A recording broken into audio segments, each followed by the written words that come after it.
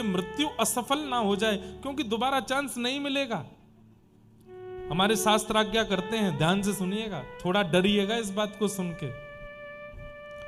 अंतिम काल में व्यक्ति अगर अपनी धन संपत्ति का स्मरण कर लेता है, अंतिम काल में व्यक्ति अगर अपनी धन संपत्ति का, प्राण निकल रहे हैं तो पता चल जाता है व्यक्ति को कि मेरे प्राण जाने वाले हैं, अब उसको याद आ रहा है उस वाली अलमारी में 12-15 लाख रुपए रखे हैं, किसको बता के जाऊं, उस वाली बैंक में इतने जमा हैं, वहां वाले में इतने रखे हैं, इतने वो वाली प्रॉपर्टी की रजिस्ट्री हो गई है, उसकी तो वो पूरी हुई नहीं है।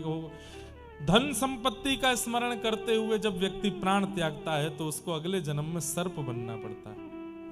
ठाकुर जी कहते हैं, जा बेटा, भूमाफिया बन गया, अब तू सारी जमीन तेरी है, सर्पों की ही है पृथ्वी। आप लोग सुनते हैं तहखानों में सर्प बैठे हैं, कर क्या रहे हैं? बोले वहां ऐसा हमारे ब्रज में बताते हैं, उन मंदिर के नीचे इतना संपत्ति रखी है पर अंदर कोई जा नहीं सकता। बोले क्यों? बोले वहां सर्प बैठे। क्या करते हैं सर्प? बोले पूरे दिन केवल कुंडली मार के बैठे ही रहते हैं, ले संपत्ति पर खर्च भी नहीं कर पाएगा, बैठा रहे उसी के ऊपर, क्योंकि अंतिम श्वास में वही सोचा था। व्यक्ति संपत्ति का स्मरण करते हुए प्राण त्यागता है तो सर्प बनना पड़ता है। व्यक्ति अपनी भूमि का स्मरण करके प्राण त्यागता है, अपने घर का स्मरण करके प्राण त्यागता है। मैंने ये होटल बनाया, मैंने वहां ये बनाया, इन सब का स्मरण, तो उसको प्रेत बनना पड़ता है। खंडरों में ही रहता है फिर वो प्रेत बन के। ठाकुर जी इतने खंडर दे देते हैं, बोले पूरी दुनिया में जहां कोई नहीं रहता वहां तू रही हो, तेरा ही है।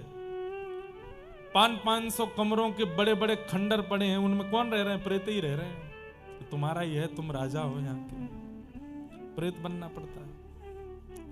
व्यक्ति काम वासना का स्मरण करते हुए प्राण त्याग देता है तो अगले जन्म में उसको वैश्या बनना पड़ता है। व्यक्ति संतान, पत्नी, बच्चे, पुत्रों का स्मरण करते हुए प्राण त्यागता है तो उसे जानवर बनना पड़ता है, और उसमें भी विशेष रूप से सूकर बनना पड़ता है, क्योंकि उसको सबसे ज्यादा प्रिय होते हैं अपने बालक।